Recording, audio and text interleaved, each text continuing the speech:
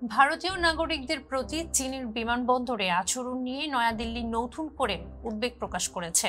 সম্প্রতি সাংহাই বিমানবন্দরে এক ভারতীয় নাগরিককে আটক করার ঘটনাকে কেন্দ্র করে ভারত বেইজিং এর কাছে আনুষ্ঠানিকভাবে নিশ্চয়তা চেয়েছে। চীনের ট্রানজিট এলাকাগুলোতে ভারতীয়দের যেন বাছাই করে হয়রানি বা আটক করা না হয়।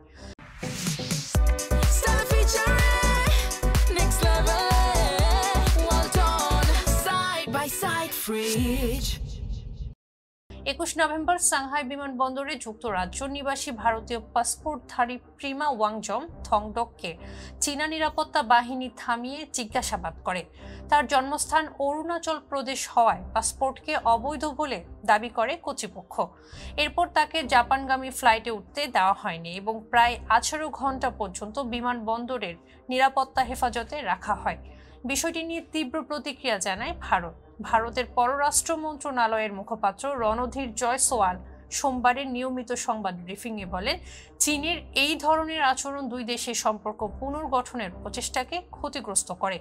তিনি আশা প্রকাশ করেন, চীন আন্তর্জাতিক বিমান ভ্রমণ বিধি মেনে ভারতীয় যাত্রীদের প্রতি ন্যায়সঙ্গত আচরণ করবে এবং উদ্দেশ্যপ্রণোদিতভাবে কাউকে আটক করবে না। পাশাপাশি চীন বা চীনের মধ্য দিয়ে ভ্রমণের ক্ষেত্রে ভারতীয়দের যথাযথ সতর্কতা অবলম্বনের পরামর্শও দেন তিনি।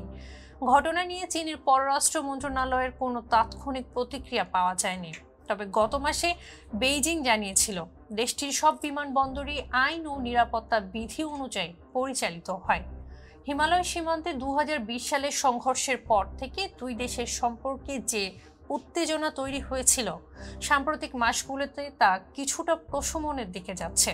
উচ্চ পর্যায়ের সফর বাড়ছে। 7 বছর পর গত অগাস্টে চীন সফর করেন প্রধানমন্ত্রী নরেন্দ্র মোদী। প্রতিদ্বন্দ্বিতার বদলে সহযোগিতার উপর জোর দেয় দুই দেশ। তবে বিমানবন্দরের এই ধরনের ঘটনা দুই পক্ষের নতুন আস্থার প্রচেষ্টাকে আবারও চাপের মুখে ফেলেছে। ফিলস দ্য পিপলের সঙ্গে থাকার জন্য ধন্যবাদ।